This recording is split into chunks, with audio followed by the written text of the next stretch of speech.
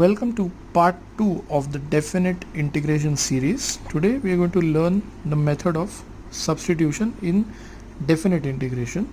So without any further delays, let us start the first question. I have taken a very simple question to start with.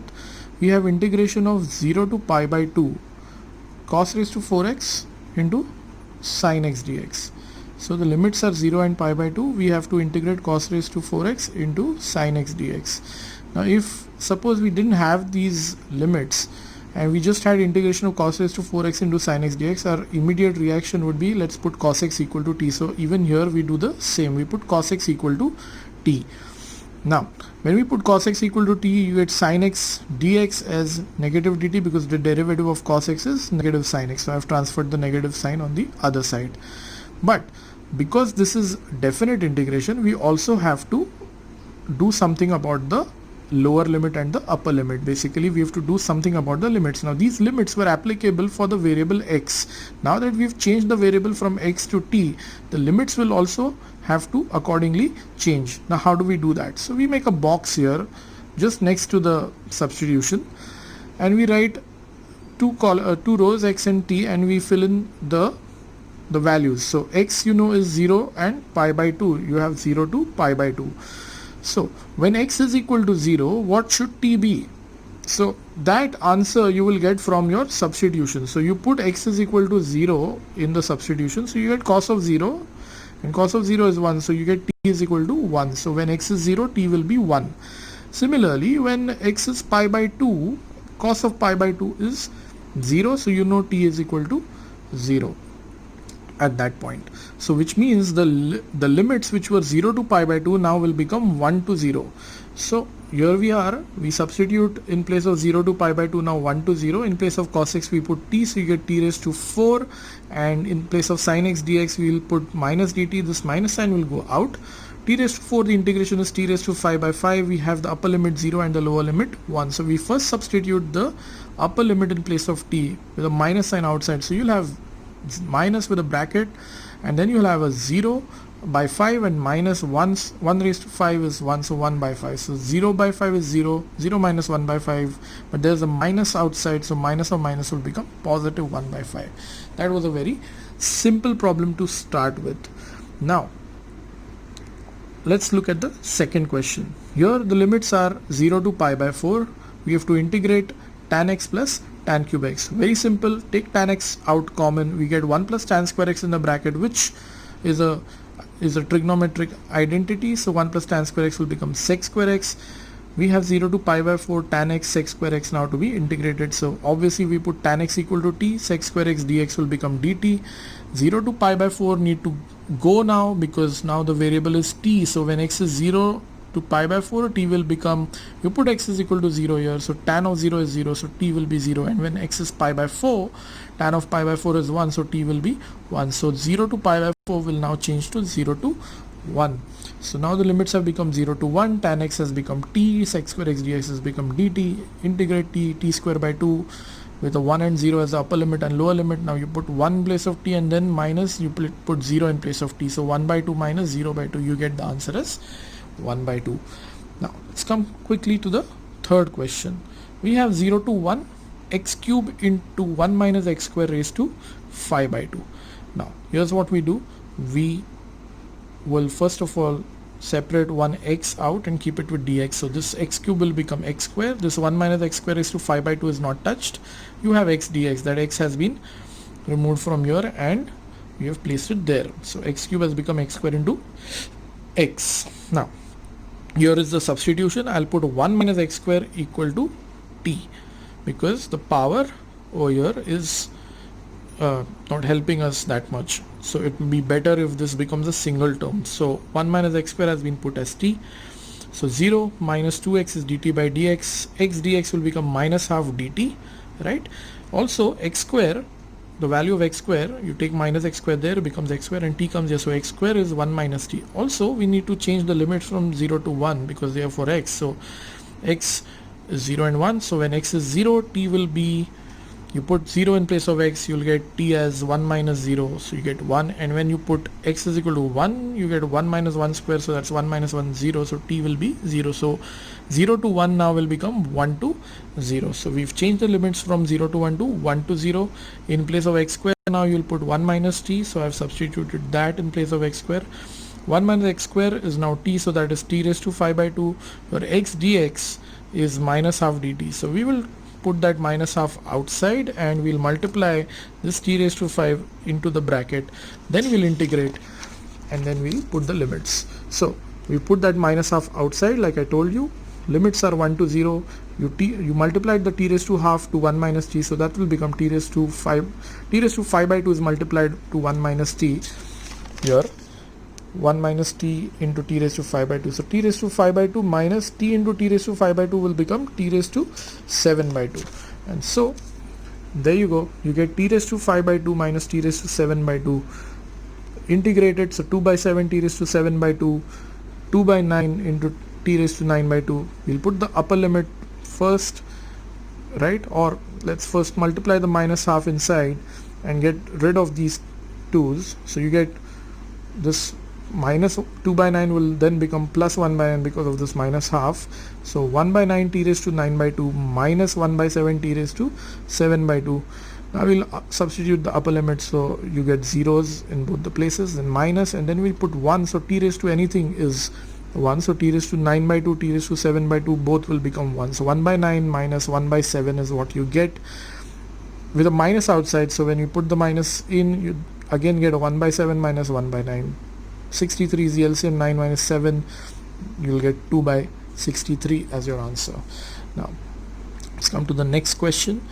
You have to integrate 0 to pi by with the limit 0 to pi by 2 sin x cos x upon 2 sin x plus 1 into sin x plus 1.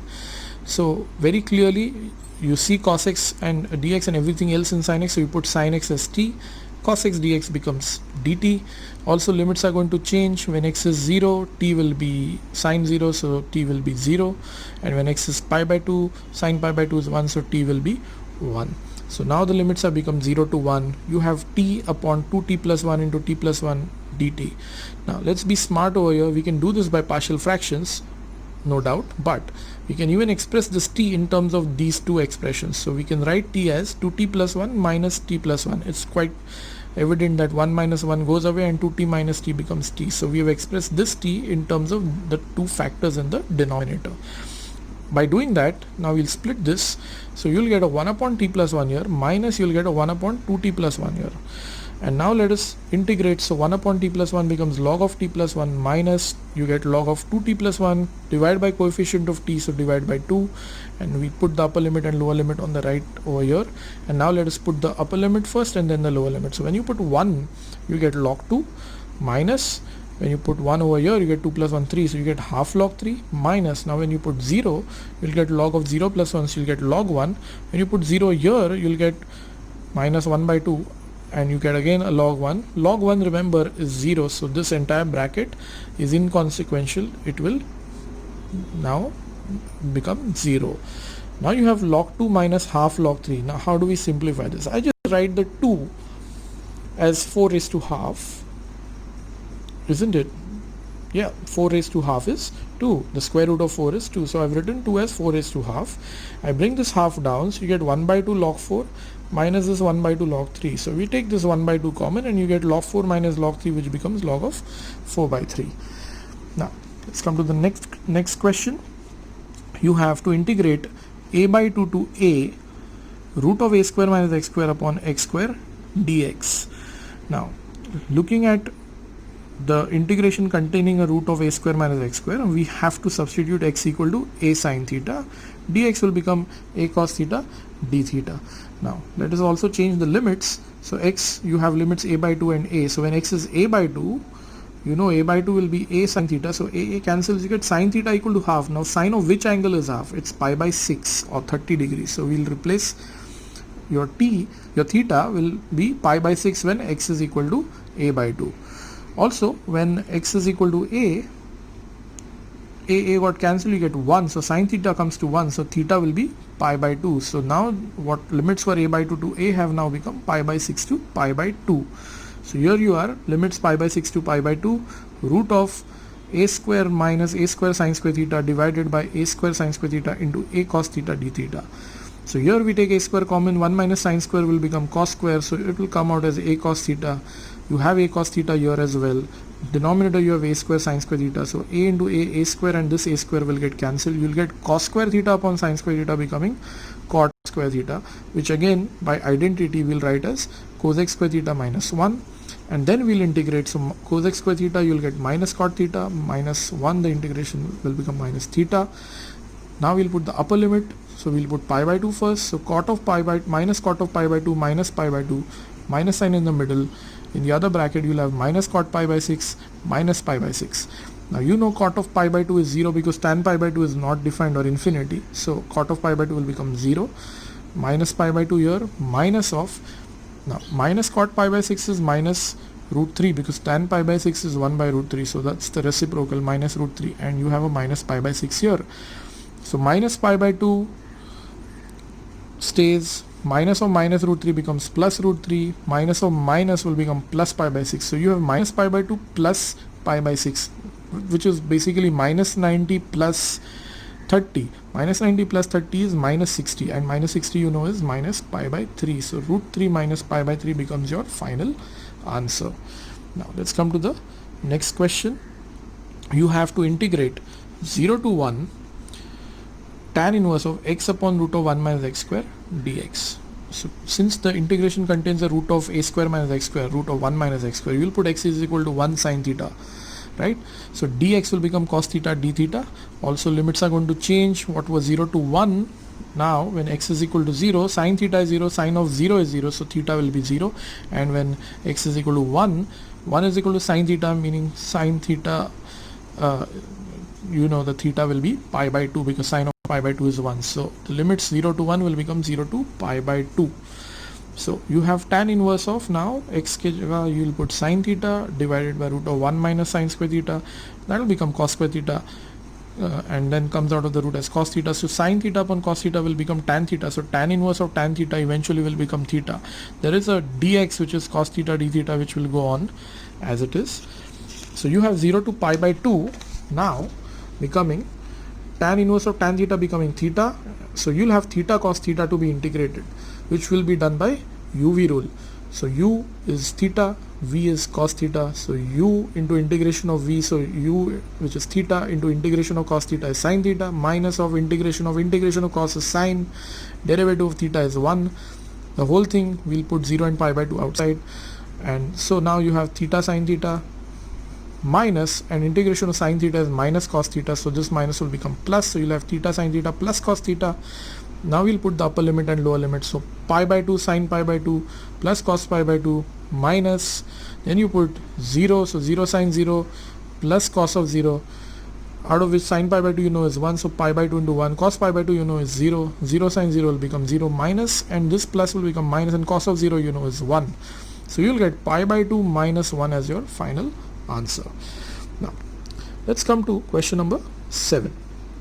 You have integration from 0 to half dx upon 1 minus 2x square into root of 1 minus x square. Now looking at the term, the integration contains root of a square minus x square, a being 1, we'll put x is equal to 1 sine theta. So dx becomes cos theta d theta.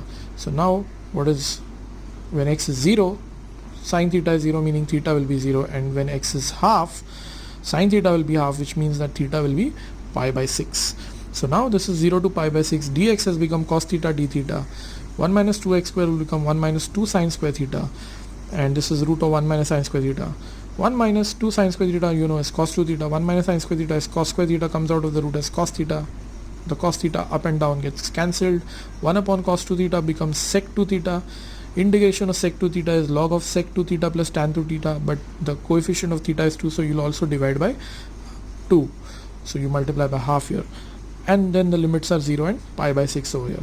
Now we'll put the upper limit first and then the lower limit. We'll keep this half outside, 2 theta, so when you put a pi by 6 in place of theta, that is going to double, so pi by 6 which is 30 will become 60, so 2 pi by 6 will become pi by 3. So you'll have a log of sec pi by 3 plus tan pi by 3 minus log of sec 0 plus tan 0. Now sec pi by 3 you know is 2, tan pi by 3 you know is root 3. So the first part you'll get log of 2 plus root 3 minus, and log of sec 0 you know is 1, tan 0 is 0, so you get log of 1, and I told you log 1 is 0, so this is inconsequential. You're left with half into log of 2 plus root 3 as your final answer. Now let's come to this next problem. It's a very simple one. We have integration from 1 to e cube of dx upon x root 1 plus log x. Quickly I'm going to put 1 plus log x equal to t, because I know 1 by x dx is dt, so I have this 1 by x dx to become dt, right? And then we also will change the limits. So x 1 to e cube, so when x is equal to 1 you'll put 1 here in place of x, so 1 plus log 1 is 0, so 1 plus 0 you'll get t as 1. When you put e cube in place of x, e cube, the 3 will come down, so 1 plus 3 log e you know is 1, so you'll get 1 plus 3 into 1, so 1 plus 3, which is going to become 4. So the limits will become 1 to 4 now, right? So now you have limits 1 to 4, you have dx upon x, or 1 by x dx as dt, and this is root t. 1 by root t, you know the integration is 2 root t. Now we'll put the upper limit in place of t and then the lower limit. So 2 root 4 minus 2 root 1, you know root 4 is 2, so 2 2s are, you'll get a 4 minus 2 root 1 will become just 2, 4 minus 2 is 2. Now let's come to the final question. That's an important question. We have 0 to pi by 4 sine 2 theta upon sine raised to 4 theta plus cos raised to 4 theta. Now I'm going to first of all write my sine raised to 4 theta plus cos raised to 4 theta as sine square theta plus cos square theta whole squared. Now you'll say that is not really what it is, because there will be a middle term which gets generated. No doubt you get sine raised to 4 theta plus cos raised to 4 theta, but you also get a 2 sine square theta cos square theta, so that needs to get adjusted. So that's what I've done here. So I've subtracted minus 2 sine square theta cos square theta. So this entirely is what sine raised to 4 theta plus cos raised to 4 theta is. Now why did I even do that? Sine square theta plus cos square theta is an identity, so you get a 1 there. So 1 square, which is 1, minus 2 sine square theta, and I write this cos square theta as 1 minus sine square theta as per identity. Now I'll just multiply this minus 2 sine square theta inside, so you'll get minus 2 sine square theta into this minus sine square theta becoming positive 2 sine raised to 4 theta. Then minus 2 sine square theta into 1 is minus 2 sine square theta, and then this plus 1 at the end. Now why do I write it in this fashion? Also remember, sine 2 theta is 2 sine theta cos theta. Now I'm now going to put sine square theta equal to t. So basically this sine raised to 4 theta will become t square. Sine square theta will become t. So sine raised to 4 theta will become t square. Sine square theta is t. So you derivate, so you get 2 sine theta cos theta d theta is dt. Also it's our duty to change the limits as well. So when theta is 0 and pi by 4, what will be t? So when theta is 0, sine square 0 is 0, so t will be 0, and when theta is pi by 4, sine square pi by 4 is 1 by root 2 square, so t will be 1 by 2. So now 0 to pi by 4 has become 0 to half. What are we left with? We are left with dt, because 2 sine theta cos theta d theta, the entire thing has become dt. I told you sine square theta will be t, so sine raised to 4 theta will become t square. So 2t square minus 2t plus 1 is what we get there. So now that's a quadratic equation. We'll have to complete squares. So for that, first of all, we'll take the 2 out common, so it will come out as half. You have t square minus t plus 1 will become 1 by 2, and now we'll complete squares. You know, you have to take the half of the middle term and square it. So half of the middle term is minus half square is 1 by 4. We have to add 1 by 4 and subtract 1 by 4. In this case, we will even split the half as 1 by 4 plus 1 by 4. So 1 by 2 outside, 0 to half, t square minus t plus 1 by 4 plus 1 by 4. So this will become t minus 1 by 2 the whole squared, because the middle term is negative. So t minus 1 by 2 the whole squared plus this 1 by 4 is 1 by 2 whole squared. So this 1 by 2 outside, now this is 1 upon x square plus a square, so that's 1 by a, so 1 by half tan inverse of t minus half upon half. Limits 0 to half. Now, so this half that is outside and this half over here, they'll cancel off. So there's nothing outside the bracket now. So you have only tan inverse of t minus half upon half with limits half and 0 to be substituted. So let's put half over here first. So that will become tan inverse of 0, because half minus half is 0, minus, and then when you put 0, you'll get tan inverse of minus half upon half. So minus half upon half will be minus 1. So you'll get a tan inverse of minus 1 here. Now you know tan inverse of 0 is 0 minus, and then tan inverse of minus 1. Tan of which angle is minus 1, and the angle should be between minus pi by 2 and pi by 2, between minus 90 and 90. So that's only minus 45 or minus pi by 4. So tan inverse of minus 1 is minus pi by 4. And so you get 0 minus of minus pi by 4, which becomes positive pi by 4. I hope all of these sums were clear to you. Until next time,